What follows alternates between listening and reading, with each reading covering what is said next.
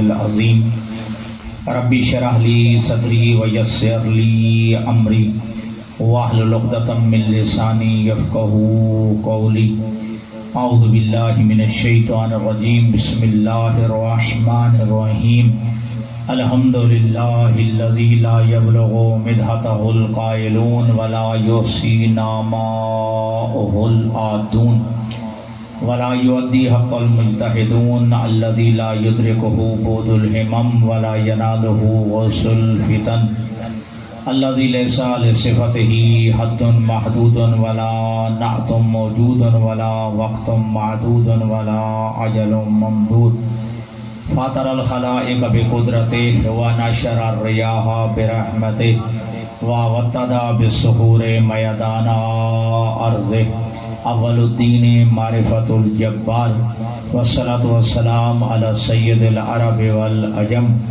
سیدنا و مولانا ابی القاسم محمد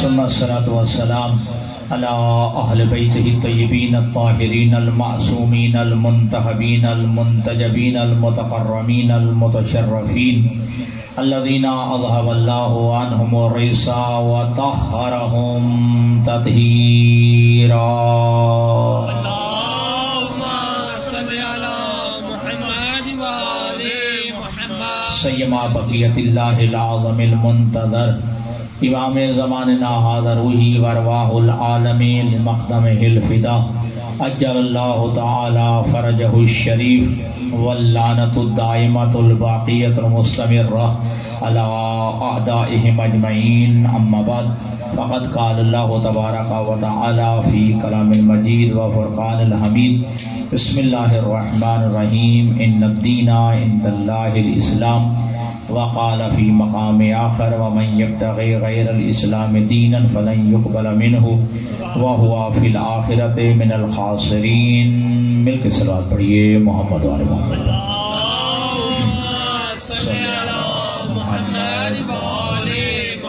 مجلس خدا کی قبولیت کے لیے بلندتر صلوات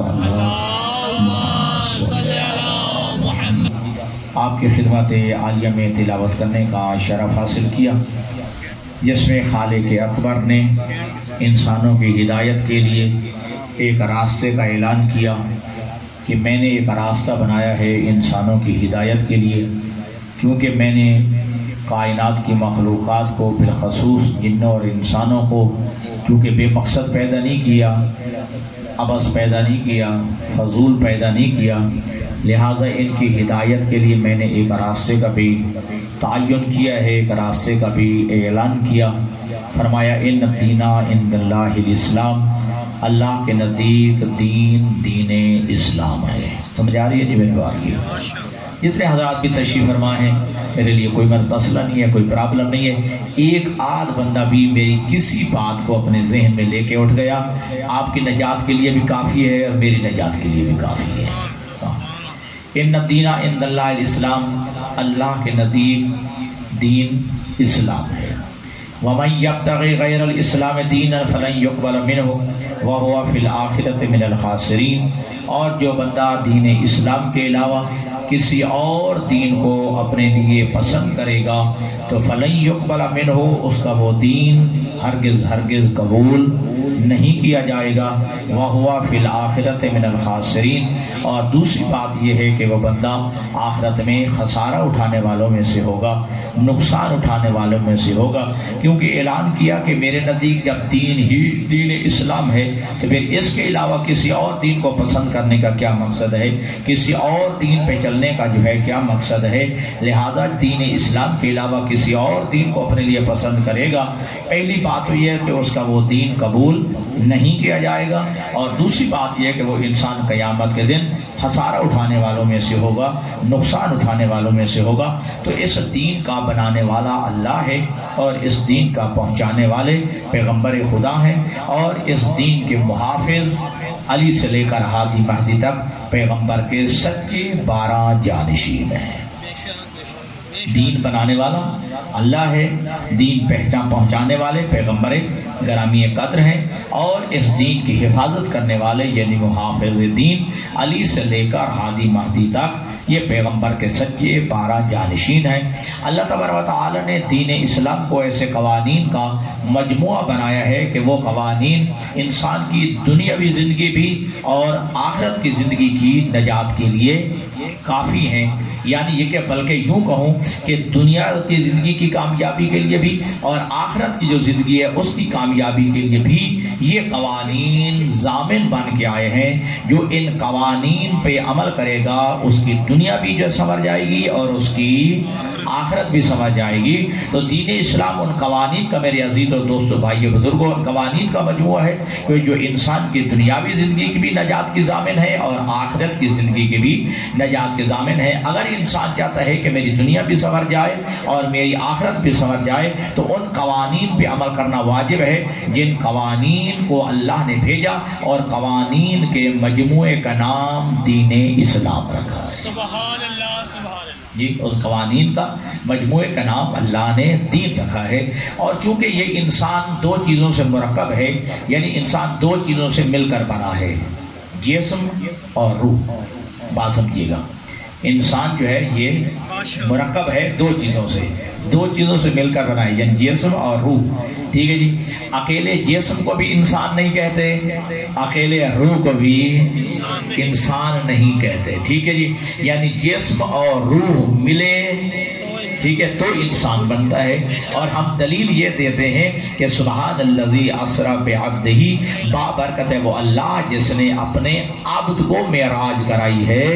عبد اکیلے جسم کو بھی نہیں کہتے، اکیلے روح کو بھی نہیں کہتے، وہ کہتے ہیں کہ اللہ کے نبی کو اللہ نے جو ہے وہ اور روح کو معراج کرائی ہے، خوابوں میں معراج کرائی ہے۔ ہم کہتے ہیں لفظ عبد آیا ہے، عبد جو ہے وہ اکیلے روح کو نہیں کہتے، عبد بنتا ہی تب ہے جب اس کے ساتھ جسم و روح ہو۔ جی اب بات کی سمجھ آ گئی جی۔ تو لہذا یہ انسان مرکب ہے دو چیزوں سے، جسم اور روح۔ اکیلے جسم کو بھی انسان نہیں کہتے، اکیلے روح کو بھی انسان نہیں کہتے۔ جسم اور روح ملے تو بنتا ہے انسان۔ ٹھیک ہو گیا۔ اور انسان کی میں دو چیزیں ہو گئے، جسم اور روح۔ جسم کی بھی ایک ضرورت ہے اور روح کو بھی ایک چیز کی ضرورت ہے۔ جو جسم کی ضرورت ہے اس کا نام ہے رزق، اور جو روح کی ضرورت ہے اس کا نام ہے ہدایت۔ ٹھیک ہے جی، جو روح ہے وہ روح روٹی نہیں کھاتا، وہ روح جو ہے وہ غذا نہیں کھاتا، اور روح جو ہے وہ رزق نہیں لیتا۔ ٹھیک ہے جی، اس جسم کو ضرورت ہے رزق کی اور روح کو ضرورت ہے ہدایت کی۔ لہذا اللہ نے ان دونوں چیزوں کے مرکب کو بنایا ہے انسان، تو اللہ نے دونوں کی ذمہ داری لی۔ جسم کی ضرورت کا نام تھا رزق۔ اللہ نے 12ویں پارے کی پہلی آیت میں فرمایا وَمَا مِن دَابَّةٍ فِي الْأَرْضِ إِلَّا عَلَى اللَّهِ رِزْقُهَا، کائنات میں چلنے والی کوئی چیز ایسی نہیں جس کا رزق کا ذمہ میں اللہ نے نہ لے لیا ہو۔ جی کائنات میں کوئی چلنے والی ایسی چیز نہیں جس کا رزق کا ذمہ میں اللہ نے نہ لیا ہو۔ لہذا اس جسم کی ضرورت کا نام تھا رزق۔ اللہ نے فرمایا تمہاری پریشانی نہیں ہے، یہ رزق دینا میری ذمہ داری ہے۔ ٹھیک ہے، اور روح کی ضرورت کا نام ہے ہدایت، اور اللہ آخری پارے میں فرماتا ہے وَإِنَّ عَلَيْنَا لَلْهُدَىٰ، اور اس روح کو ہدایت دینا بھی میری ذمہ داری ہے۔ جہاں جسم کو رزق دینا میری ذمہ داری ہے، وہاں روح کو ہدایت عطا کرنا بھی میری ذمہ داری ہے۔ لہذا اللہ نے اس روح کی ہدایت کے لیے 1,24,000 انبیاء کو بندوبست کیا۔ ٹھیک ہے جی، انبیاء آئے، 7 قانون بھی دے کے بھیجا۔ ٹھیک ہے جی، اکیلا پارلیمنٹ کام نہیں کرتی، ساتھ جو ہے مقننہ بھی کام کرتی ہے۔ ٹھیک ہے جی، ساتھ جو ہے قوانین بھی کام کرتے ہیں۔ انبیاء آئے، ساتھ قانون کی کتاب بھی لے کے آئے۔ ٹھیک ہو گیا جی۔ تو اس دین اسلام نے بہت سارے حقوق کا تعین بھی کیا ہے۔ دین اسلام نے حقوق بتائے، حتیٰ کہ اگر آپ پڑھیں تو حیران ہو جائیں گے کہ دین اسلام نے درختوں کے حقوق بھی بتائے ہیں، جانوروں کے حقوق بھی بتائے ہیں، پرندوں کے حقوق بھی بتائے ہیں، مسافروں کے حقوق بھی بتائے ہیں، حتیٰ کہ تھوڑی دیر کے لیے آپ کے سفر پہ جاتے ہیں جو آپ کا ہم سفر ساتھی ہے شریعت نے، قانون نے، اس کے بھی، اس دین اسلام نے اس کے بھی جو ہے تمہیں حقوق بتائے ہیں 2 گھنٹوں کے لیے، 10 گھنٹے کے لیے جو آپ کا شریک سفر ہے اس کے بھی جو ہے وہ حقوق متعین کیے ہیں۔ تو اللہ نے جو ہے اپنے حقوق بھی بتائے ہیں، انبیاء کے حقوق بتائے ہیں، انبیاء کے ساتھ ساتھ جو ہے ائمہ کے حقوق بتائے ہیں، قرآن کے بھی حقوق بتائے ہیں۔ تو اس دین اسلام نے تمام حقوق کا تعین کر دیا ہے۔ اس دین اسلام نے والدین کے حقوق بھی بتائے ہیں، اولاد کے حقوق بھی بتائے ہیں، شوہر کے حقوق بھی بتائے ہیں، بیوی کے حقوق بھی بتائے ہیں، جس میں نے آپ کو بتایا جانوروں کے حقوق بھی ہیں، ہمسایوں کے حقوق بھی ہیں، پرندوں کے حقوق بھی ہیں۔ لیکن المیہ یہ ہے کہ ہر ایک کو اپنے حقوق یاد رہتے ہیں، فرائض یاد نہیں رہتے۔ تو میری بات سمجھیں یا نہیں سمجھیں؟ مطلب فرض کرو میں ایک شوہر ہوں نا، مجھے اپنے حقوق بڑے یاد ہیں، میں بیوی کو بتاتا ہوں میرا یہ حق ہے، میرا یہ حق ہے، میرا یہ حق ہے، جب میں گھر آؤں تو کھڑے ہو کے استقبال کیا کرو، جب میں گھر آؤں تو خوش دلی سے جو ہے میرے لیے پانی پیش کیا کرو، میرے لیے جو ہے تمہارے چہرے پہ مسکراہٹ ہونی چاہیے۔ حقوق یاد ہیں، فرائض یاد نہیں۔ بات سمجھ آ گئی ہے؟ والدین کو بھی حقوق یاد ہیں لیکن فرائض یاد نہیں ہے۔ والد کہتا ہے کہ میرا یہ حق بنتا ہے، ٹھیک ہے جی، تو میری جو ہے اطاعت کر، میری فرما برداری کر، میری گستاخی نہ کر، میری نافرمانی نہ کر، میرے آگے نہ چلا کر، مجھ سے پہلے نہ بیٹھا کر۔ یہ سارے والدین کے حقوق ہیں۔ لیکن یہ ہے کہ والدین کو اپنے حقوق یاد ہیں لیکن فرائض یاد نہیں۔ کوئی تیرے حقوق ہے تو کچھ تیرے اسلام نے فرائض بھی بتائے ہیں۔ اسی طرح جو ہے بیوی کے کچھ حقوق ہیں تو بیوی کے کچھ فرائض بھی ہیں، شوہر کے کچھ حقوق ہیں تو شوہر کے کچھ فرائض بھی ہیں، والدین کے حقوق ہیں تو والدین کے کچھ فرائض بھی ہیں، اولاد کے بھی کچھ حقوق ہیں تو اولاد کے کچھ فرائض بھی ہیں۔ اور آپ کا دین اسلام یہ کہتا ہے اگر اولاد والدین کے حقوق ادا نہ کرے تو وہ اولاد کیا کہلاتی ہے؟ آتے والدین، نافرمانے والدین۔ اگر جو ہے اولاد ادا نہ کرے والدین کے حقوق تو شریعت کے الفاظ میں ان کو کیا کہا جاتا ہے؟ آکے والدین، نافرمانے والدین۔ لیکن آج تک آپ کے ممبروں سے نہیں بتایا گیا یہ جملہ، یہ والدین کے حقوق اولاد ادا نہ کرے تو اولاد تو آکے والدین ہوتی ہے، اولاد جو ہے وہ نافرمانے والدین ہوتی ہے اگر والدین اولاد کے حقوق ادا نہ کرے۔ توجہ کیجئے گا، اگر جو ہے آج تھوڑا سا آپ موضوع اس قسم کا ہے، اگر والدین اولاد کے حقوق ادا نہ کریں تو شریعت نے کہا ہے، اور یہ جملہ ہمارے ممبروں سے نہیں پڑھا جاتا، جب والدین کے حقوق ادا نہ کرنے والا آکے والدین شمار ہوتا ہے، نافرمان والدین شمار ہوتا ہے، تو پھر وہ والدین جو اولاد کے حقوق ادا نہیں کرتے وہ بھی جو ہے آکے اولاد شمار ہوتے ہیں، نافرمان اولاد شمار ہوتے ہیں۔ اور کل قیامت کے دن جو ہے اولاد کہے گی کہ پروردگار یہ ہمارا حق تھا، ہمارے والدین نے ادا کیوں نہیں کیا؟ جس طرح قیامت کے دن والدین کہیں گے ہماری یہ حقوق تھے، ہماری اولاد نے ادا نہیں کیے، تو اولاد بھی کل قیامت کے دن کہے گی کہ جو ہمارے حقوق تھے والدین نے ادا کیوں نہیں کیے ہیں۔ توجہ کیجئے گا، تو لہذا اگر والدین کے حقوق ادا نہ کیا جائے تو وہ آکے والدین شمار ہوتا ہے، اور جو اولاد کے حقوق ادا نہ کرے وہ بھی جو ہے آکے اولاد شمار ہوتا ہے۔ توجہ کیجئے گا، اور قیامت کے دن باز پرس ہوگی، قیامت کے دن پوچھا جائے گا، اور اولاد دربار خداوندی میں عرض کرے گی پروردگار میرے حقوق تھے جو میرے والدین نے ادا نہیں کیے۔ ٹھیک ہے جی، ناراض نہیں ہوئیے گا، ٹھیک ہے جی۔ کیا صرف اولاد پیدا کر لینا اور بس کافی ہے؟ ٹھیک ہے جی، اولاد پیدا کر لیا اور انسان جو ہے فارغ ہو گیا، یہ کوئی کمال نہیں ہے۔ اولاد پیدا کر لینا کوئی کمال نہیں ہے، اولاد تو جانور بھی پیدا کر لیتا ہے، اولاد تو جانور بھی پیدا کرتی ہے، ٹھیک ہے جی، یہ تو کوئی کمال نہیں ہوا، اولاد پیدا ہوا کر لیا اور اس کے بعد جو ہے انسان فارغ ہو گیا، اور والدین اولاد کے جو حقوق سے انسان جو ہے غافل ہو جائے نہ، بلکہ صرف اولاد پیدا کر لینا کافی نہیں ہے، بلکہ پیدا کرنے کے بعد اسے اچھا انسان بنانا بھی ذمہ داری ہے، کو انسان بنانا بھی، ایک مہذب انسان بنانا بھی یہ والدین کی ذمہ داری ہے جو ادا کرنی ہے، ٹھیک ہے۔ اور معصومین نے چند کچھ حقوق بیان کیے ہیں جو اولاد کے حقوق ہیں والدین کے ذمہ، والدین کے ذمہ میں جو حقوق والدین کے وہ کئی دفعہ میں عرض کر چکا ہوں۔ آج میرا دل چاہتا ہے ذرا اولاد کے حقوق بھی بیان کر دیں ماشاءاللہ ماشاءاللہ جو والدین کے ذمہ ہے. ٹھیک ہے جی. یہ نہیں ہے کہ بچے پیدا کیے جا رہے ہیں لیکن حقوق ادا نہیں کیے جا رہے اولاد کے. اور اس کا نتیجہ کیا نکلتا ہے؟ ناراضی ہوں گے میرے یہ عزیز بچے بیٹھے ہیں. اس کا نتیجہ کیا نکلتا ہے؟ اولاد کے حقوق ادا نہ کرنے کی وجہ سے جو ہے جرائم پیشل بچے بن رہے ہیں, ڈاکو بن رہے ہیں, چور بن رہے ہیں, منشیات کا دھندا عروج پہ ہے. ہمارے بچے نشئی بنتے جا رہے ہیں, بھنگی اور چرسی بنتے جا رہے ہیں, لفنگی اور آوارہ بنتے جا رہے ہیں. غلط ان کی محفل ہوتی جا رہی ہے صرف اس وجہ سے کہ والدین جو ہے اولاد کے حقوق ادا نہیں کر رہے. اب پہلا حق جو ہے معصوم فرماتے من حق الولد علی الوالد ان یحسن اسمہ, یہ اولاد کا والدین کے ذمہ پہلا حق یہ ہے کہ والدین اولاد کا اچھا اور خوبصورت نام رکھیں. سبحان اللہ, بے شک بے شک جی یہ پہلا حق ہے, توجہ کیجیے گا. من حق الولد علی الوالد ان یحسن اسمہ, یہ اولاد کا والدین کے ذمہ یہ پہلا حق ہے کہ والدین اولاد کا خوبصورت نام رکھیں, اچھا نام رکھیں. اور معصوم فرماتے ہیں جتنا اچھا نام رکھا جائے گا اچھے نام سے پکارا جائے گا, خوبصورت نام رکھا جائے گا خوبصورت نام سے پکارا جائے گا. جتنا اچھا نام ہوگا اتنی اچھی شخصیت بننے کی توقع رکھو گے. جی انگریزوں میں جو ہے کتوں کا نام ٹونی ہو تم بھی ٹونی رکھ لو. نہیں چل آپ محسوس کر کے ہیں, حقیقت ہے.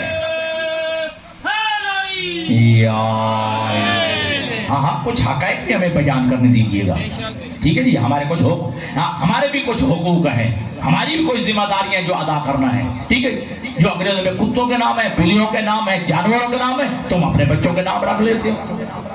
ٹھیک ہے جی, اور شریعت نے حرام قرار دیا ہے ان ناموں کا رکھنا. کچھ نام ہیں جو شریعت میں مذموم ہیں, جن کی مذمت کی گئی ہے. ٹھیک ہے, چلو وہ بھی عرض کرتا ہوں وہ کون سے نام ہیں جن کی شریعت نے مذمت کی ہے. شریعت نے منع کیا ہے کہ یہ نام نہ رکھے جائیں. اور پھر معصوم سے پوچھا گیا وہ کون سے نام ہیں کہ جو شریعت میں ممدوح نام ہیں, جو نام اپنے بچوں کے رکھے جائیں. معصوم فرماتے ہیں اپنے بچوں کے نام, توجہ, ایسے نام رکھو جس سے ابدیت خدا کا اظہار ہوتا ہو. جی, اور میں نے پہلے ہی جملہ یہی کہا ہے, جتنے بھی بیٹھے ہو مجھے کوئی پریشانی نہیں ہے. ٹھیک ہے جی, نہیں بھی بولیں گے کوئی پریشانی ہے, کوئی نعرہ نہیں لگائے گا کوئی پریشانی ہے, کوئی صلوات نہیں پڑے گا میرے لیے کوئی پریشانی نہیں ہے. میں نے اللہ کو جواب دینا ہے, میں نے محمد و آل محمد کو جواب دینا ہے, میں نے اپنی ذمہ داری ادا کرنی ہے. میرا ایک جملہ بھی میرے کسی عزیز کے ذہن میں بیٹھ گیا اور عمل کر لیا, میری آخرت سنور جائے گا. من حق الولد علی الوالد ان یحسن اسمہ, پہلا جو ہے اولاد کا حق کیا والدین کے ذمہ کہ خوبصورت نام رکھیں, اچھا نام رکھیں. ٹھیک ہے, اور معصوم فرماتے ہیں کہ بہترین نام کیا ہے, ایسا نام رکھا جائے جس سے اللہ کی عبدیت کا اظہار ہوتا ہو. ٹھیک ہے جی, یہ معلوم ہو کہ واقعی یہ اللہ کا عبد ہے, عبدیت خدا کا اظہار ہوتا ہو. اور دوسرا معصوم فرماتے ہیں اس کے بعد بہترین نام حضرات محمد و آل محمد کے نام ہے, یعنی 14 معصومین کے نام. معصوم فرماتے ہیں یہ بہترین اور خوبصورت نام ہے, اپنے بچوں کے نام ہمارے ناموں پہ رکھو.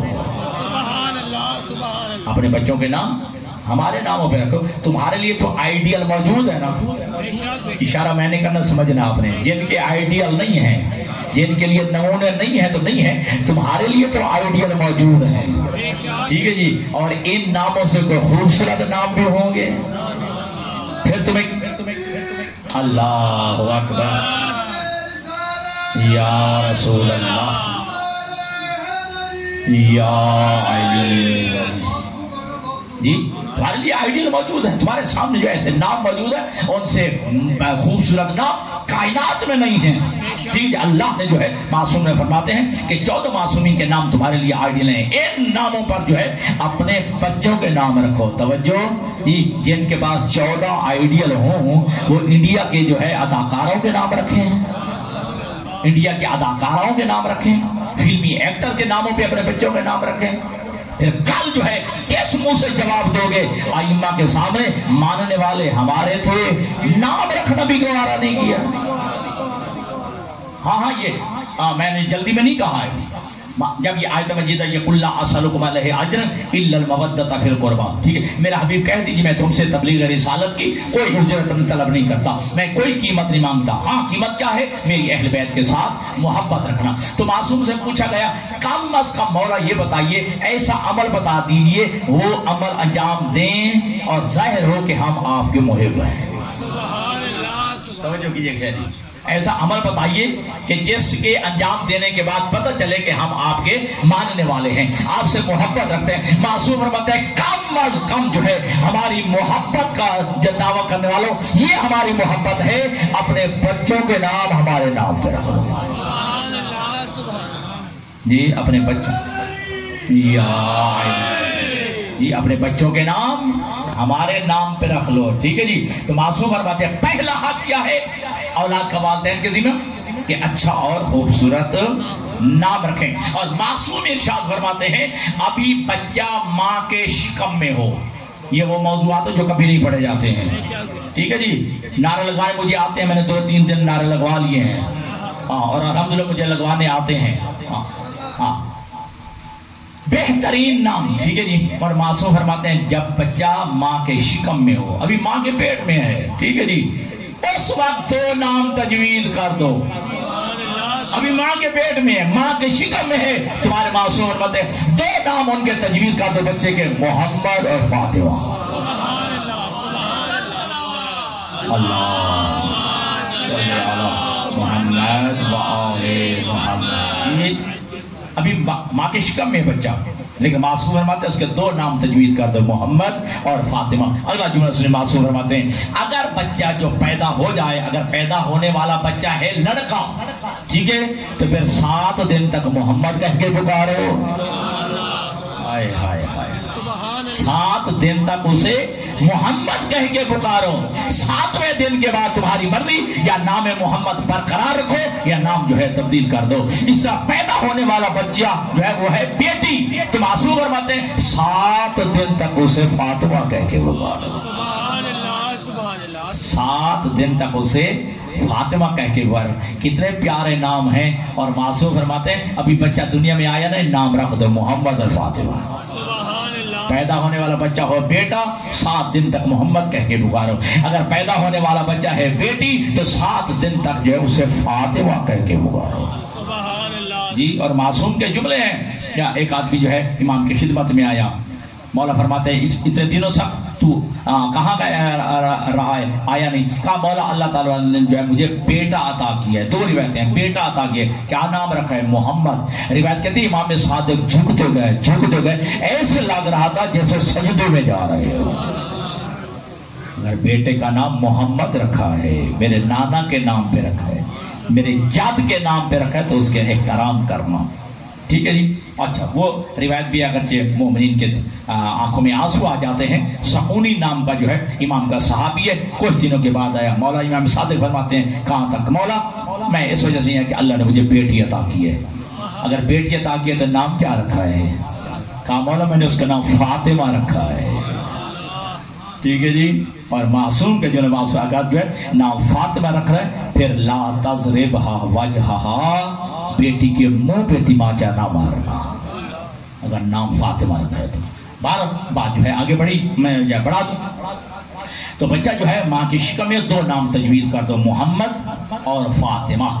علم اخلاق کے علماء اور علماء نفسیات اور علماء اخلاق یہ بات جو ہے تسلیم بھی کرتے ہیں اور کہتے بھی ہیں، نام کے صاحب نام پر اثرات مرتب ہوتے ہیں، ٹھیک ہے جی، اسم کے مسمى پر اثرات مرتب ہوتے ہیں، جیسا اچھا نام ہوگا اچھی شخصیت بنے گی، ٹھیک ہے جی، اچھا نام ہوگا تو اچھی شخصیت بنے گی۔ تو پھر ناراض نہیں ہونا اگر انڈیا کے اداکاروں، اگر جو ہے گلوکاروں، اگر جو ہے ناچنے والیوں کے نام پہ اگر نام رکھے جائیں گے تو پھر شخصیت بھی وہی بنے گی، پھر اچھی شخصیت بننے کی توقع نہیں رکھی جا سکتی۔ اگر بڑا ہو کے وہ کردار ادا کرے تو پھر کسی کو گلا نہ کرنا، پھر گلا بھی اپنے آپ کو نہ کرنا۔ کیا تمہارے پاس جو ہے یہ 14 معصومین کے نام نہیں تھے، ائمہ کے نام نہیں تھے؟ ٹھیک ہے، انبیاء کے نام نہیں تھے کہ تم نے جو ہے وہ نام رکھ لیے ہیں، اور معصوم کے جملے ہیں، اور حدیث میں ملتا ہے کہ جب اللہ کے نبی نے اعلان نبوت فرمایا تو مسلمان جو ہے جب لوگ جو مسلمان ہو رہے تھے اور حضور بیعت لیتے تھے تو بیعت لینے سے پہلے اللہ کے نبی نام پوچھتے تھے. اللہ کے نبی جو ہے وہ بیعت لینے سے پہلے نام پوچھتے تھے. اگر نام جو ہے غلط ہوتا، غیر شرعی نام ہوتا، غلط معنی والا نام ہوتا تو اللہ کے نبی نام بدل کے اسلامی نام رکھتے تھے. ٹھیک ہے جی، اسلامی نام جو ہے رکھا کرتے. یہ اللہ کے نبی کا وطیرہ تھا، بیعت لینے سے پہلے جو ہے نام پوچھا کرتے تھے. اور معصوم کے جملے تمہارے بلکہ پیغمبر کا جملہ ہے. محمد عربی فرماتے ہیں کہ اللہ تبارک و تعالیٰ جس بندے کو 3 بیٹے عطا کرے ولم یسم احدن باسم محمد، اور 3 بیٹوں میں سے ایک بیٹے کا نام بھی میرے نام پہ محمد نہ رکھے فقط جفانی، اس نے میرے اوپر ظلم کیا. اللہ جس بندے کو 3 بیٹے عطا کرے اور کسی ایک بیٹے کا نام بھی میرے نام پہ محمد نہ رکھے اس نے میرے اوپر ظلم کیا ہے، میرے اوپر جفا کی ہے.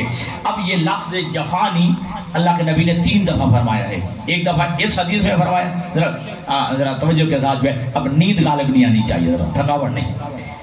کیا فرمایا کہ اللہ جس بندے کو 3 بیٹے عطا کرے اور ایک بیٹے کا نام بھی میرے نام پہ محمد نہ رکھے فقط جفانی، اس نے میرے اوپر ظلم کیا. دوسرا معصوم نے فرمایا کہ من حجا ولم یزرنی فقط جفانی، جو حج پہ جائے لیکن مدینہ آ کے میری زیارت نہ کرے. کہ میں تو حج کر لیا ہے، میرا طواف بھی کر لیا، نہ تیرا طواف ہی قبول ہونا ہے میرے صدقے میں. ٹھیک ہے، جو حج کرے اور میری زیارت کے لیے مدینہ میں نہ آئے فقط جفانی، اس نے میرے اوپر ظلم کیا ہے. اور تیسرا معصوم نے فرمایا، یہ قابل غور میں طرف دیکھیے بھائی، ہمیں طرف دیکھیے، قابل غور یہ جملہ. معصوم ارشاد فرماتے ہیں کہ من فصل بینی و بین آلی فقط جفانی، کہ جس بندے نے توجہ میرے اور میری آل کے درمیان لفظ علا کے ذریعے بھی جدائی ڈالی فقط جفانی، اس نے میرے اوپر ظلم کیا ہے. ٹھیک ہے جی، اس لیے اسے بہتر دیکھا، اس لیے ہم کیا کرتے ہیں درود میں اللہم صلی علی محمد و آل محمد کہتے ہیں. کیوں؟ نبی نے منع کیا ہے کہ جو میرے اور میرے آل کے درمیان لفظ علا کے ذریعے بھی جدائی ڈالے اس نے میرے اوپر ظلم کیا ہے. اس لیے ہم کہتے ہیں اللہم صلی علی محمد و آل محمد. ایسے نہیں کہتے اللہم صلی علی محمد و علی آل محمد. بات کیا سمجھ آ گئی ہے؟ یعنی اب میں جملہ کہہ دوں، یہ آپ کی مزاجوں کو دیکھتے ہوئے گویا اللہ کا نبی یہ چاہتا ہے میرے اور میری آل کے درمیان فاصلہ نہ ڈالو، ہم بلا فاصلہ ہیں.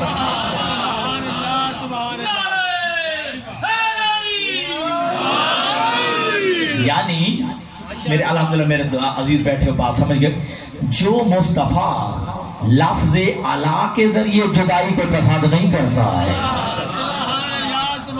جی، جو صرف لفظ علا، حالانکہ علا کے معنی میں اگر ترجمہ کر لیے تو کوئی فرق نہیں پڑتا، ٹھیک ہے جی، لیکن اللہ کا نبی یہ بھی برداشت نہیں کرتا ہے مجھ میں میری آل میں لفظ علا کے ذریعے بھی جدائی ہو جائے. تو بہرحال معصوم نے کیا فرمایا کہ اللہ جس بندے کو 3 بیٹے عطا کرے اور ایک بیٹے کا نام بھی میرے نام پہ نہ رکھے اس نے میرے اوپر ظلم کیا ہے، میرے اوپر جفا کیا. اور نام محمد سے بڑا کائنات میں کوئی اچھا نام نہیں ہے. روایت میں ہے کہ کل قیامت کے دن توجہ ارشاد خداوندی ہوگا کہ میدان معاشر میں جتنے بیٹھے ہو جو نام محمد جس کا ہے وہ کھڑا ہو جائے. سننا سادات و غیر سادات میرے عزیز سارے بیٹھے ہو، ٹھیک ہے، جس کا نام محمد ہے کھڑے. بہت سارے لوگ جو فیقوم اڑا سن کر جی بہت سارے لوگ کھڑے ہو جائیں گے. ارشاد خداوندی ہوگا میں نے اپنے حبیب کے نام کے صدقے میں تمہیں معاف کر دیا ہے، وہ جنت سامنے بڑی ہے. اللہم صلی علی محمد. میں نے اپنے حبیب کے نام محمد کے نام کے صدقے میں معاف کر دیا جی، وہ جو ہے جنت میں چلے جاؤ. اور دوسری روایت جو اہل سنت اور برادران اہل تشیع میں یہ مشترکہ روایت ہے. یہ روایت ہے کہ قیامت کے دن سراپے گناہ انسان، گناہ گار، کوئی نیکی اس کے ذمہ نہیں ہوگی، فرشتے اسے جہنم لے جا رہے ہوں گے. لیکن ارشاد خداوندی ہو کہ فرشتوں جہنم نہیں جنت لے جاؤ، سبحان اللہ، جہنم نہیں جنت لے جاؤ. تو فرشتے کہیں گے پروردگار عالم یہ تو سراپے گناہ انسان ہے، اس کا تو ایک بھی جو عمل اچھا نہیں ہے، سارے گناہ ہی گناہ ہیں. ارشاد خداوندی ہوگا تم گناہوں کو دیکھ رہے ہو، میں اپنے حبیب کو دیکھ رہا ہوں، اس کا نام محمد ہے، میں نے اپنے حبیب کے نام کے صدقے میں اس کے گناہ معاف کر دیے ہیں، گناہ معاف کر کے میں نے اسے جنت کا جو ہے حقدار بنا دیا. سبحان اللہ، سبحان اللہ. جی اب بات کی سمجھ آ گئی ہے؟ یا تو میرے بہت سمجھ آ رہا ہے نا جی. تو معصوم فرماتے ہیں، اللہ کے نبی فرماتے ہیں کہ اللہ جس بندے کو 3 بیٹے عطا کرے اور ایک بیٹے کا نام بھی میرے نام پہ نہ رکھے، اسے میرے اوپر ظلم کیا ہے، جفا کیا ہے. لیکن آج ہمارے معاشرے میں بڑی معذرت کے ساتھ سوائے جنتری کے ہمارے پاس کچھ نہیں رہ گیا، بس جنتری ڈھونڈی جاتی ہے، ٹھیک ہے جی، بازار سے کتابیں ڈھونڈی جاتی ہیں، ٹھیک ہے جی، وہ نام جو ہے رکھا جائے، پر میں وہ آگے آتا ہوں، ٹھیک ہے اس بات پہ بھی. لیکن یا امام صادق کا جملہ سن لیے، آپ کے چھٹے معصوم فرماتے ہیں لا يدخل الفقر بیتا فیہ اسم محمد او علی او فاطمہ او حسن او حسین او جعفر. جس گھر میں محمد نام کا بچہ رہتا ہو، علی نام کا بچہ رہتا ہو، حسن نام کا بچہ رہتا ہو، حسین نام کا بچہ رہتا ہو، فاطمہ نام کی بچی رہتی ہو، جعفر نام کا بچہ رہتا ہو، میں جعفر صادق ضمانت دیتا ہوں اس گھر میں غربت نہیں آ سکتی ہے.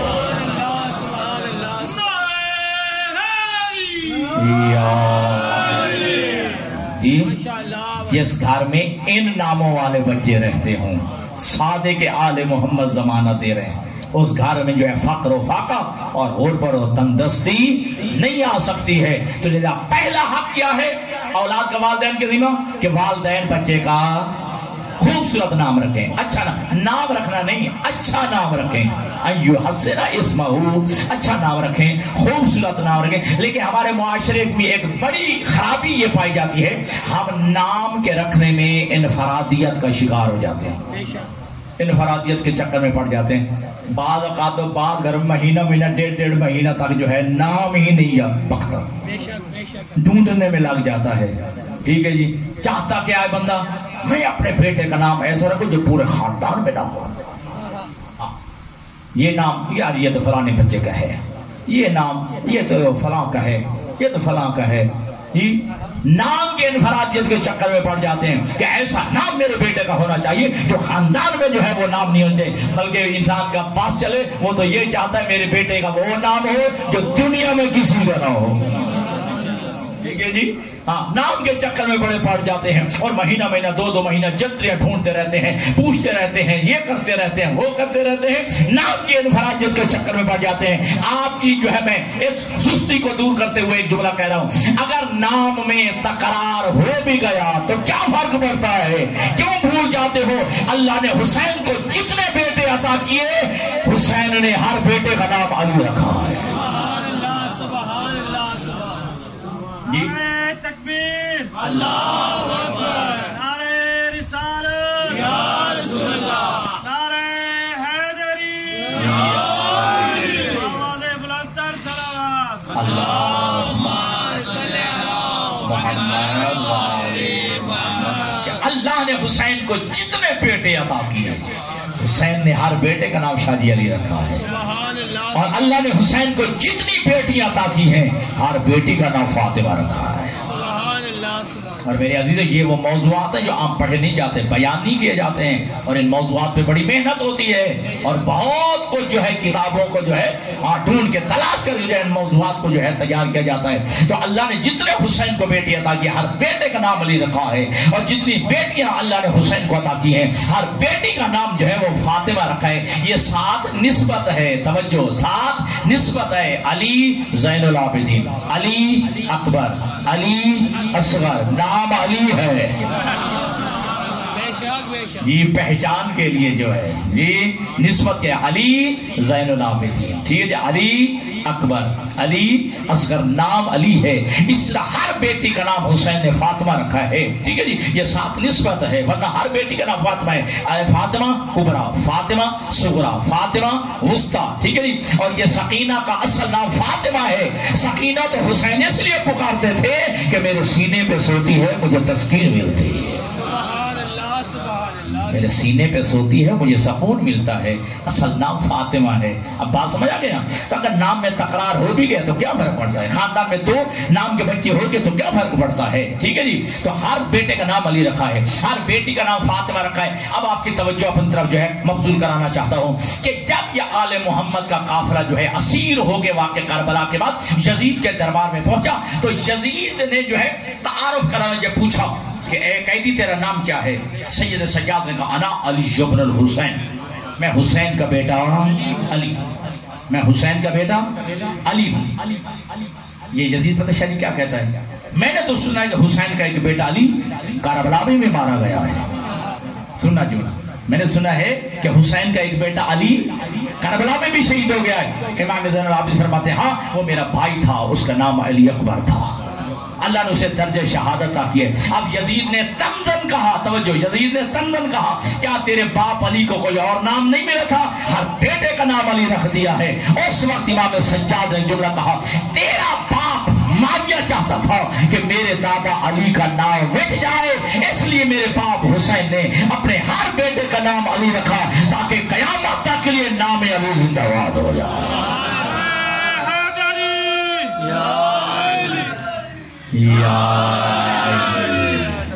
بات سمجھ آ گئی ہے؟ تیرا باپ حاکم شام چاہتا تھا علی کا نام مٹ جائے، ٹھیک؟ 70 سال یا 72 سال جس علی کے خلاف منبر استعمال ہوا، خطیب استعمال ہوئے، پیسہ استعمال ہوا، جاگیر دولت استعمال ہوئے، خدا کی قسم علی کل بھی علی تھا، علی آج بھی علی ہے، علی قیامت تک علی رہے گا۔ مٹ گئے مٹانے والے لیکن علی آج بھی زندہ ہے، قیامت تک علی زندہ رہے گا۔ تو پہلے کیا کہا کہ تیرا باپ حاکم شام چاہتا تھا کہ میرے دادا علی کا نام مٹا دے، اس لیے میرے باپ حسین نے اپنے ہر بیٹے کا نام علی رکھا تاکہ قیامت تک کے لیے نام علی زندہ باد ہو جائے۔ ہو سکتا ہے میرے کسی عزیز کے ذہن میں آ گیا ہو، ورنہ ہوتا تو نہیں کیونکہ ذہن کسی اور طرف ہوتا ہے، کہ ابھی آپ نے حدیث پڑھی اللہ کے نبی نے کہا اللہ جس بندے کو 3 بیٹے عطا کرے اور ایک بیٹے کا نام بھی محمد نہ رکھے اس نے میرے اوپر ظلم کیا۔ ادھر حسین نے ہر بیٹے کا نام علی رکھا۔ نانا کا فرمان یہ ہے، توجہ، نانا کا فرمان یہ ہے کہ اللہ جس بندے کو 3 بیٹے عطا کرے اور ایک بیٹے کا نام بھی میرے نام پہ نہ رکھے اس نے میرے اوپر ظلم کیا۔ ادھر حسین نے اپنے ہر بیٹے کا نام علی رکھا۔ پھر ان کا جو آپس میں کیسے جو ہے ان 200 حدیثوں کو ملایا جائے؟ پہلی وجہ تو یہی ہے نام علی رکھنے کی، تاکہ نام علی قیامت تک زندہ باد ہو رہا ہے جو سید سجاد نے بتا دیا۔ اور دوسرا فلسفہ بھی سن لیجئے، حضرت امام علی رضا علیہ السلام کی خدمت میں بندہ حاضر ہوا، عرض کرتا ہے کہ مولا میں نے منت مانی تھی اللہ مجھے بیٹا عطا کرے، میں اس کا نام محمد رکھوں گا۔ اب بھی توفیق العام جن کے گھروں میں مفاتیح الجنان میں جس کو اللہ بیٹا نہ دے رہا ہو، بیٹیاں بیٹی ہوں تو وہ منت مان لے، پروردگار عالم اگر تو مجھے بیٹا عطا کرے گا تو فقط سمیت محمدن، میں اس کا نام محمد رکھوں گا، اللہ بیٹا عطا فرمائے۔ پڑھ لیجیے توفیق العام میں، ٹھیک ہے؟ بات اس طرح میں نہیں جانا چاہتا۔ تو امام رضا کی خدمت میں حاضر ہوا بندہ کہتا ہے کہ مولا میں نے منت مانی تھی کہ اللہ مجھے بیٹا عطا کرے، میں اس کا نام محمد رکھوں گا، الحمدللہ میری منت پوری ہو گئی ہے، اللہ نے مجھے بیٹا عطا کیا، لیکن آقا میں نے بیٹے کا نام محمد کی بجائے علی رکھا ہے۔ منت تھی محمد نام رکھنے کی، ٹھیک ہے، لیکن میں نے 10 بجے تک 11 بجے تک ہے تو کوئی مسئلہ نہیں، صلوات پڑھے محمد والے محمد۔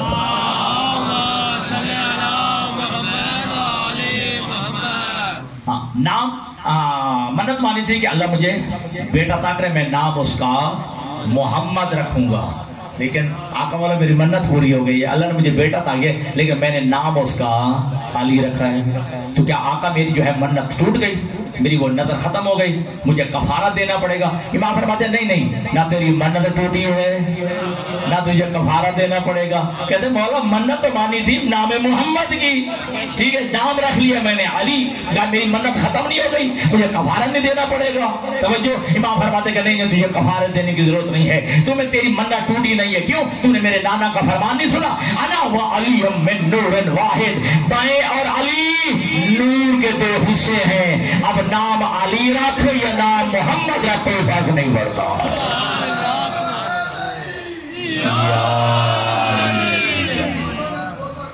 جی اب نام محمد رکھ یا نام علی رکھ کوئی فرق نہیں پڑتا ہے. تو پہلا جو ہے توجہ کیجیے گا, پہلا جو حق کیا ہے, من حق الولد علی الوالد ان یحسن اسمہ, ٹھیک ہے. اولاد کا حق ہے والدین کے ذمہ کہ وہ اس کا اچھا اور خوبصورت نام رکھیں. دوسرا حق, کیونکہ جو ہے وقت مجھے بتا دیا گیا ہے, میں نے اس کے اندر جو ہے بات کو ختم کرنا ہے. دوسرا حق من حق الولد علی الوالد ان یحسن ادبہ. دوسرا حق اولاد کا والدین کے ذمہ کیا ہے کہ والدین اولاد کو اچھے اخلاق سکھائیں, اچھے آداب سکھائیں, مہذب انسان بنائیں, با اخلاق انسان, بدتمیز نہ بنائیں, بد اخلاق نہ بنائیں, ٹھیک ہے. بلکہ کیا, یہ اولاد کا حق ہے والدین کے ذمہ ان یحسن ادبہ, کہ اولاد کی اچھی تربیت کریں, ٹھیک ہے جی, اس کی جو ہے اچھی تربیت کریں, اس کو جو ہے با اخلاق انسان بنائیں, اس کو مہذب انسان بنائیں, اس کو اچھے اخلاق سکھائیں, اس کو اچھے آداب سکھائیں. یہ حق ہے اولاد کا والدین کے ذمہ. یہ حق ہے اولاد کا والدین کے ذمہ کہ اسے اچھے تعلیم و تربیت دیں, اچھے اخلاق سکھائیں, اچھے آداب سکھائیں, بہترین جو ہے اس کو انسان بنائیں. اور ناراض نہیں ہونا, ہمارے معاشرے میں کیا ہے, ہم ہی ہیں جو اپنی اولادوں کو بخیل بھی بناتے ہیں, اولادوں کو کنجوس بناتے ہیں, اولادوں کو عہد شکن بناتے ہیں, اولادوں کا بزدل بناتے ہیں, اولادوں کو جو ہے جھوٹ بولنا سکھاتے ہیں.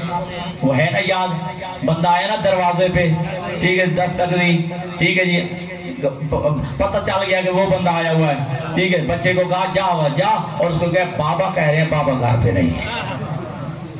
یہ جھوٹ بولنا کس نے سکھایا؟ خود باپ نے سکھایا نا, ٹھیک ہے جی. ہاں, ایک کنجوس بخیل پر ہم سکھاتے ہیں, ٹھیک ہے جی, گاڑی لے کے دینی ہو اور آپ کو دے دیتے ہیں. اگر بیٹے کو حج میں بھیجنا ہو, زیارات میں بھیجنا ہو, عمرے میں بھیجنا ہو, میرے حالات اجازت نہیں دیتے, میرے حالات اچھے نہیں ہیں جی, گاڑی لے کے دینے کے لیے تیار, ہر چیز دینے کے لیے تیار ہے, لیکن اپنی اولادوں کو وقت دینے کے لیے تیار نہیں ہے. اور نتیجہ کیا نہیں کر رہا ہے کہ آپ کے جو معاشرے میں جرائم پیشہ افراد کی جو ہے وہ زیادتی ہو رہی ہے, ٹھیک ہے جی, ڈاکو پیدا ہو رہے ہیں, چور پیدا ہو رہے ہیں, منشیات کا دندہ روٹ پہ منشیات کا استعمال بڑھتا چلا جا رہا ہے. کیا والدین باقی ہر چیز دینے کے لیے تیار ہیں, لیکن یہ اپنی اولادوں کو وقت نہیں دیتے, اور اس کا نتیجہ یہی نکل رہا ہے. توجہ. اچھا چلو, میں نے جملہ شاید کسی مجلس میں کہا ہو کہ جب امام حسن مجتبی علیہ السلام جب اپنے نانا کی خدمت میں بیٹھے ہوتے تھے, وحی نازل ہوتی تھی, احکامات شریعت بیان ہوتے تھے, جب واپس آتے جناب زہرا پوچھتی تھی آپ کے نانا پہ کیا وحی نازل ہوئی ہے. ہاں جی, بتا دیجیے, میری بات ریکارڈ ہو رہی ہے کہ آپ کے نانا پر کون سی وحی نازل ہوئی ہے, آج آپ کے نانا نے کیا بیان کیا ہے, آپ کے نانا نے کیا احکامات بیان کیے, آپ کے نانا جو کون سا جو ہے حکم بیان کیا ہے. ہو بہو جو ہے وہ جو وحی نازل ہوتی, حکم نازل ہوتا, وہ جناب امام حسن اپنی ماں کو سنا دیا کرتے تھے جی. اب یہ زہرا کا توجہ, زہرا کا یہ تربیت کا انداز ہے کہ اب تمہاری بیٹیاں, تمہاری بچیاں جو ہیں جو مجلس سن کے جائیں, ماں پر لازم ہے کہ وہ پوچھو آج کیا سن کے آئی ہو. ماں پوچھے کیا سن کے آئی ہے, یہ والدین اور باپ پوچھے اپنی اولاد سے کہ آج مجلس سے کیا سن کے آئے ہو, یہ مجلس میں آج کیا بیان کیا گیا ہے.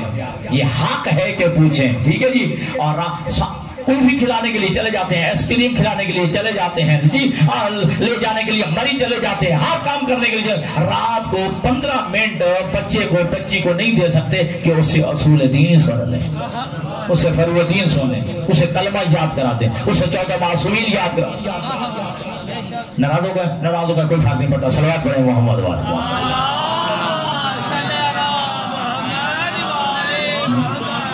یہ اولاد کا حق ہے والدین کے ذمہ، ان یحسن ادبہ، اسے اچھے اخلاق سکھائیں، اچھے مہذب انسان بنائیں، بہترین انسان بنائیں، با اخلاق انسان بنائیں، اس کی جو ہے اچھی تربیت کریں۔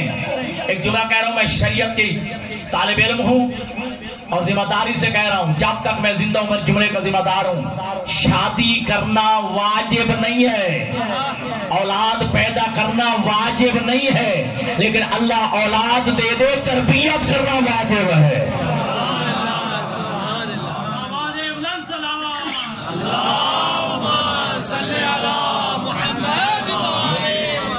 اولاد کی تربیت کرنا واجب ہے، اور میں نے شروع میں جملہ کہا ہے نا، یہ اولاد پیدا کرنا یہ کوئی کمال نہیں ہے، اولاد پیدا کر کے جو ہے چھوڑ دینا اور تو کہتا ہے میں ذمہ داری سے فارغ ہوا۔ اولاد تو جانور بھی پیدا کر لیتا ہے، اچھا انسان بنا، اچھا معاشرے میں جو ہے اسے اچھا فرد، اچھی شخصیت جو ہے اس کی تعمیر کر، تاکہ معاشرے میں اچھے انسان کا اضافہ ہو، برے انسان کا نہیں، برے بندے کا اضافہ نہ ہو۔ اچھی اولاد کی تربیت کے لیے بس اگر آگے بڑھو اور اپنی زحمت تمام کرو، اللہ کے حبیب ارشاد فرماتے ہیں، تو یہ بزدلی ہم سکھاتے ہیں اپنے بچوں کو، عہد سیکھنی ہم سکھاتے ہیں۔ بچہ رو پڑے نا، ہمارے معاشرے میں کیا ہے، اسے دلاسا دینے کے لیے، بہلانے کے لیے کہتے ہیں بازار سے بیٹا آپ کے لیے چیزیں لینے جا رہا ہوں، بیٹا بازار سے آپ کے لیے کھلونا لینے جا رہا ہوں، ٹھیک ہے لے کے نہیں آئے۔ یہ جھوٹ بولنا کس نے سکھایا ہے؟ اس کے ذہن میں آ نہیں گیا کہ باپ جھوٹ بولتا ہے، مجھے تو کہہ کے گیا تھا میں بازار سے لے آؤں گا، میں جو ہے کھلونا لے آؤں گا، نہیں لایا۔ معصوم فرماتے احبوا الصبیان وارحموہم اذا وعدتموہم ففوہم، اپنے بچوں پہ سے پیار کرو، محبت کرو، اور جب بچوں سے بھی وعدہ کرو تو وعدہ پورا کرو، اچھی تربیت کرو۔ اور اللہ کا نبی فرماتے ہیں 3 چیزیں اپنی اولاد کے دلوں میں راسخ کر دو، توجہ، ادبوا اولادکم علی حب نبیکم وحب اہل بیتہ وقراءۃ القرآن۔ اللہ کے نبی فرماتے ہیں اپنی اولادوں کے دلوں میں سب سے پہلے اپنے نبی محمد کی محبت ڈال دو، تاکہ کوئی گستاخ نبی پیدا نہ ہو۔ یہ اپنی اولادوں کے دلوں میں اپنے نبی کی محبت پیدا کر دو، وحب اہل بیتہ، اور اپنی اولادوں کے دلوں میں پیغمبر کے بعد اس کی اہل بیت کی محبت راسخ کر دو۔ اور یہ تربیت کتنا بڑا جو ہے عظیم مرحلہ ہے۔ اب صحیفہ کاملہ اٹھائیں، اللہ کرے آپ کے گھروں میں ہو، نہج البلاغہ بھی ہو صحیفہ کاملہ، اس میں امام زین العابدین علیہ السلام کی ایک دعا ہے۔ معصوم کی تربیت پہ بھی کوئی شک ہو سکتا ہے؟ اچھا جی، معصوم کی تربیت پہ، لیکن معصوم فرماتے ہیں اللہم اعنی علی تربیتہم و برہم و تعدیبہم، اے میرے اللہ ہم تو اپنے بچوں کی تربیت کرتے رہیں گے، لیکن جب تک تیری جو ہے توفیق شامل حال نہیں ہوگی تو ہم بچوں کی کیسے تربیت کریں گے؟ فرماتے ہیں اللہم اعنی علی تربیتہم و برہم و تعدیبہم، اے اللہ اولادوں کی تربیت کرنے میں، اولادوں کو نیک بنانے میں، اور اولادوں کو جو ہے اچھے اخلاق سکھانے میں تو میرا مددگار بن گیا۔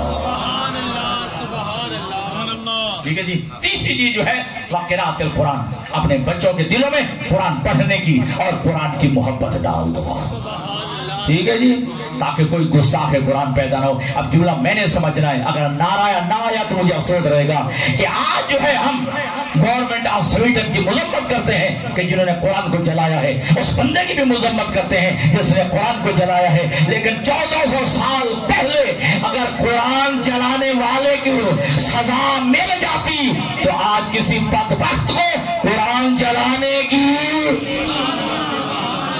اپنی بات سمجھے یا نہیں سمجھے؟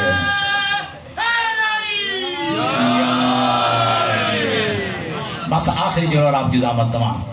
پہلا حق کیا تھا کہ والدین اولاد کا اچھا نام رکھیں، دوسرا حق کہ والدین اولاد کو اچھے آداب سکھائیں، اس کی تربیت کا انتظام کریں، تیسرا ان یعلمہ القرآن، تیسرا حق یہ ہے کہ والدین اولاد کو قرآن کی تعلیم دیں، قرآن پڑھنا سکھائیں، ٹھیک ہے جی، قرآن کی تعلیم دیں۔ کتنے افسوس کی بات ہے کہ میرا بیٹا انگلش جانتا ہو، میرا بیٹا جو ہے کیمسٹری جانتا ہو، فزکس جانتا ہو، بیالوجی جانتا ہو، میتھ جانتا ہو، قرآن پڑھنا نہ جانتا ہو۔ یہ المیہ نہیں ہے، یہ افسوس نہیں ہے. میں بھی اسی معاشرے کا بندہ ہوں.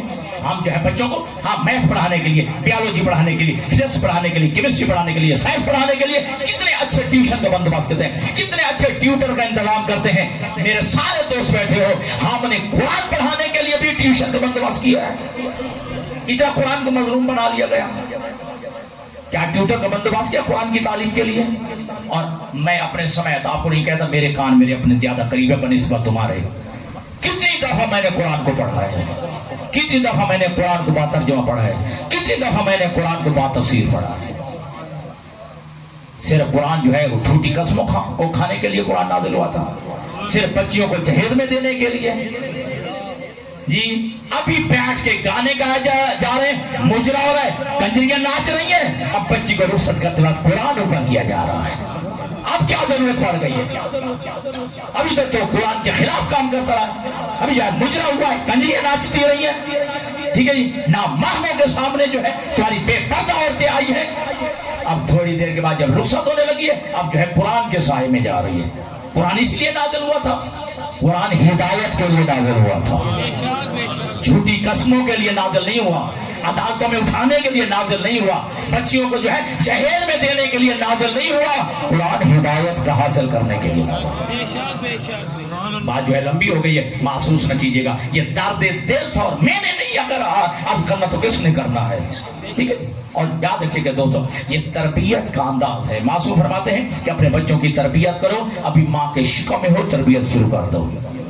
وہ میں چھوڑ رہا ہوں وہ سرما. ٹھیک ہے، وقت جو ہے ختم ہو گیا. امام صادق فرماتے ہیں ہنے کو اولادکم بتربت قبر الحسین، اپنے بچوں کو خاک کربلا کی گھٹی دو.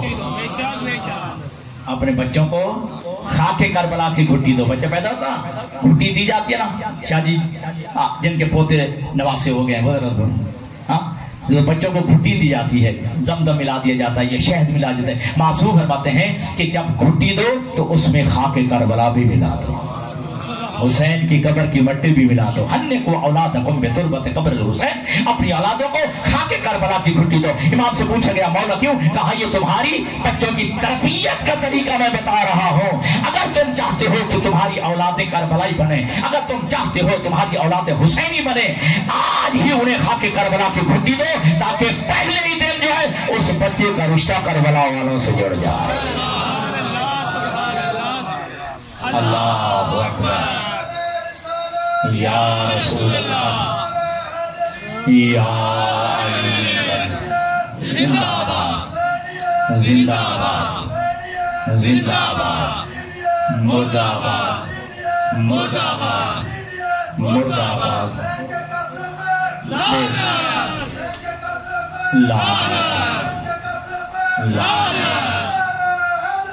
یا علی ولی. اپنی اولادوں کو خاک کربلا کی گھٹی دو، تاکہ پہلے ہی دن جو ہے اس کا رشتہ کربلا والوں سے جڑ جائے، اور یہی خاک کربلا خون بن کے بچوں کے رگوں میں دوڑنا شروع ہو جائے. یہ تربیت کا پہلا انداز ہے. اور دوسرا، اگر سننا چاہتے ہو، وقت کم ہو گیا بھائی جو ہے مجھے دیکھ رہے ہیں بھائی محسن شاہ جی کے وقت جو ہے اختتام پذیر ہو گیا ہے. چلو سن لیجئے. 2 مرتبہ جلا وطن کیا گیا حضرت ابو ذر غفاری کو. 2 مرتبہ جلا وطن کیا گیا حضرت ابو ذر غفاری کو. ایک دفعہ شام کی طرف اور ایک دفعہ ربضہ کی طرف. ٹھیک ہے. اور دونوں دفعہ جرم کیا تھا؟ ولایت علی. جرم کیا تھا؟ محبت علی. ٹھیک ہے جی. اور یہ ابو ذر غفاری، شاہ جی جملہ سنا، ابو ذر غفاری انصار کے محلوں میں جا کر، انصار کے محلوں میں جا کر کہتے تھے اور انصاریوں اپنے بچوں کے سامنے علی کی ولایت پیش کرو. اگر تمہارے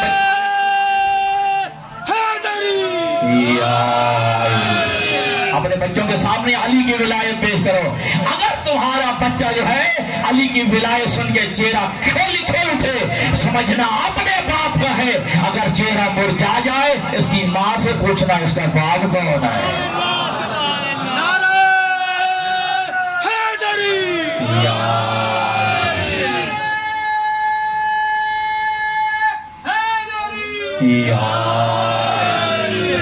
جی تو یہ ابو ذر غفاری بات لمبی نہ ہو جائے.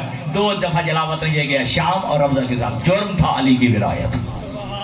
حالانکہ جس مجرم کو سزا مل جائے نا وہ مجرم وہ جرم چھوڑ دیتا ہے. یار 25 سال کاٹ کے آیا ہوں جی.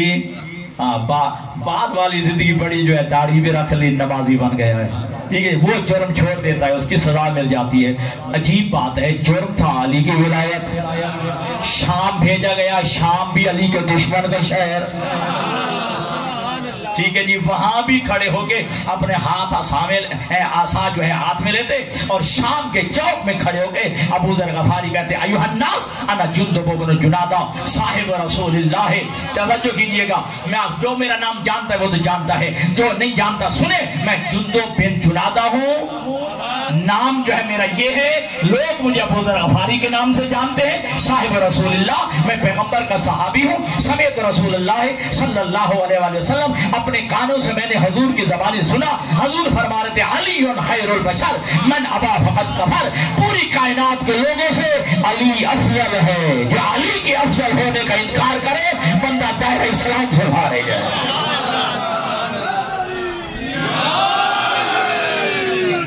یہ بندہ دائرہ اسلام سے خارج ہے. دشمن کے شہر میں کھڑے ہو کے جس نے علی پہ تبرہ کرایا اسی شہر میں کھڑے ہو کے جرمی علی کی ولایت کا پھر بھی علی کے فرمائے. پھر اگلے چوک میں چلے جاتے ہیں. اگلے چوک میں شادی پھر جو ہاتھ میں عصا ہوتا کہتے ایھا الناس اتبعوا اولادکم علی حب علی بن ابی طالب. اے لوگوں اپنی اولادوں کی تربیت کرو محبت علی پہ. اپنی اولادوں کی تربیت کرو محبت علی کی محبت راہ سے کر دو. تو لہذا یہ حق ہے اولاد کا والدین کے ذمہ کہ والدین اولاد کی اچھی تربیت کریں. والدین کا حق ہے اولاد کی تربیت کریں. ماں بہنیں بیٹیاں میرے حجاب پردے میں بیٹھی ہیں ان کا حق ہے کہ اپنی بچیوں کی تربیت کریں. میں آپ کی بیٹیوں کا نام میں اپنی بیٹی کا نام لیتا ہوں. میری بیٹی جوان نہیں ہوگی ہوگی شادی بھی ہوگی صاحب اولاد بھی ہوگی. جس کو اپنا غسل کرنا نہیں آتا وہ اپنی بیٹی کو کیا سکھائے گی. کاش تم ایران جاؤ. ایران کے جو ہے مجھ سے سنو یہ مسائل بیان کی جاتے ہیں مجالس میں لیکن ہماری بچوں کا انداز کچھ اور ہے. جس بچی کو خود اپنا غسل کرنا نہیں آتا ٹھیک ہے کل ماں بنے گی وہ اپنی بیٹی کو غسل کیا سکھائے گی. جملہ میں نے کہنا سمجھنا آپ نے اور آپ کو پتا ہے آپ پہ اتنے غسل واجب نہیں ہے جتنی مستور پہ واجب ہے. مستور پہ غسل زیادہ واجب ہے. اسی بیچارے کو نہیں آتے. اسی کو اپنا غسل کرنا نہیں آتا. اسی کو وضو کرنا نہیں آتا. جو خود جو ہے اپنا وضو کرنا نہیں آتا غسل کرنا نہیں آتا اپنی طہارت و نجاست کا پتہ نہیں ہے وہ اپنی بیٹی کو کیا تربیت کرے گی. بیٹی کو کیا بتائے گی کہ کون سا غسل کیسا کرنا ہے اور کون سے غسل کے بعد جو ہے کیا کرنا اور کیا نہیں کرنا. کون سے جو ہے مبتلات غسل ہیں جسے خود بیچاری کو نہیں پتا ہے. ٹھیک ہمارا معاشرہ اس طرح چلا گیا ہے. میں بات چھوڑ رہا ہوں. مجھے کچھ اور بہت کچھ کہنا چاہتا تھا.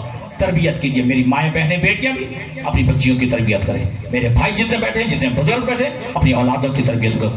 اور کل میں نے کہا تھا کہ نعمت کا شکریہ یہی ہے اس کے سامنے سر جھکا دو. بس اس کے سامنے جو ہے سر جھکا دو. بادروا اولادکم بالحدیث قبل ان یسبقکم المرجئہ.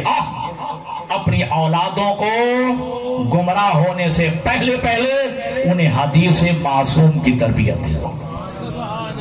حدیث معصوم فرامین ائمہ پڑھا دو قبل اس کے کہ وہ گمراہ ہو جائیں. غلط نظریات جو ہے افکار ان پہ غالب آ جائیں. معصوم سے پوچھا گیا یہ مرجئہ کے افکار کون ہیں اور مرجئہ کون لوگ ہیں. اللہ کے نبی نے فرمایا مرجئہ پر 70 انبیاء نے لعنت کی ہے. 70 انبیاء نے لعنت کی ہے. یہ مرجئہ جو افکار ہیں. پوچھا گیا یا رسول اللہ یہ مرجئہ کون ہے اور ان کا عقیدہ کیا ہے. فرمایا الذین یقولون الایمان قول بلا عمل. مرجئہ وہ لوگ ہیں جو کہتے ہیں بس عقیدہ کافی ہے صرف عقیدہ کافی ہے عمل کی ضرورت نہیں. وقت ختم ہو گیا ہے. میں بتاتا کہ تمہارا عقیدہ بھی سرسبز و شاداب تب ہو سکتا ہے جب اس پہ عمل کا پانی لگایا جائے. اکیلا عقیدہ کافی نہیں ہے. ٹھیک ہے ساتھ عمل کی بھی ضرورت ہے. اور تربیت ایسی ہونی چاہیے تمہاری اولاد کی. اگر تربیت دیکھنی ہے تو او کربلا والوں سے پوچھو. وقت ختم ہو گیا. میں معذرت چاہتا ہوں اپنے بھائی سے بھی, زیادہ میں نے آپ کا وقت لے لیا کیونکہ مسائل میں پڑھنا چاہتا تھا, لیکن ایک تاکہ آنکھیں جو ہے وہ تر ہو جائیں. تربیت دیکھنی ہو تو کربلا والوں سے سیکھو. شب عاشور کو جب حسین معائنہ کر رہے تھے نا, معائنہ کرتے کرتے کرتے جناب قاسم کے قریب آئے ہیں. جناب قاسم نے اپنی ایڑیاں اٹھائی ہوئی تھی, اپنی ایڑیاں اٹھا کے قد بڑا کیا ہوا تھا. امام حسین کہتے ہیں کہ بیٹا قاسم تو نے اپنی ایڑیاں کیوں اٹھائی ہوئی ہیں؟ کہا اس لیے چچا تاکہ میرا قد بھائی اکبر کے برابر نظر آئے, میرا قد بھائی اکبر کے برابر نظر آئے. کہیں مجھے بچہ سمجھے کہ شاید آپ کل مجھے میدان جہاد میں جانے کی اجازت نہ دیں. یہ تربیت ہے. ایسی تربیت کی ہے ماں لیلا نے, ایسی تربیت کی ہے ماں زینب نے, ایسی تربیت کی ہے ماں فروہ نے. جی ہر شہزادہ چاہتا تھا پہلے میری قربانی ہو جائے, پہلے میری قربانی ہو جائے. بس آزادارو, یہ شہزادہ 13 سال کا کتنے ارمانوں سے ماں نے پالا تھا, اور ہر ماں کے ذہن میں یہ خواہش ہوتی ہے, یقیناً ہوتی ہے, ہر بہن کے دل میں بھی یہ ہوتی ہے میرا بھائی جب جوان ہوگا میں بھائی کی شادی کروں گی. ہر ماں چاہتی ہے میرا بیٹا جوان ہوگا میں شادی کروں گی, جی میں اپنے ارمان پورے کروں گی. لیکن دوستو عزادارو, جب یہ قاسم گیا ہے نا, ایک جناب ام فرمان نے ایک جملہ کہا ہے, بیٹا قاسم میں بیگانے کف کی ہوں, جی میں بیگانے کف کی ہوں, مجھے شرمندہ نہ ہونا پڑے تیری دادی زہرا کے سامنے. جناب قاسم نے جو شادی جملہ کہا ہے نا, کہا اماں میں وعدہ کرتا ہوں یتیم ہوتے ہوئے ہر شہید کی لاش خیموں میں آئے گی, ماں پہچان کے روئے گی, لیکن میری لاش پہچانی نہیں جائے گی. ایسا عظیم وعدہ کیا ہے. جب قاسم جو ہے گھوڑے پہ سوار ہوئے نا, سمجھنا جملہ آپ نے ہے, جی ہر طرف سے حملہ ہوا ہے, آپ کے پاؤں رقام میں پھنس گئے ہیں, تلواروں کا تیروں کا حملہ شروع ہوا ہے. زمین پر آنے سے پہلے قاسم تقسیم ہو گیا ہے, زمین پر آنے سے پہلے قاسم تقسیم ہو گیا ہے. بس میرا آخری جملہ سنیے گا.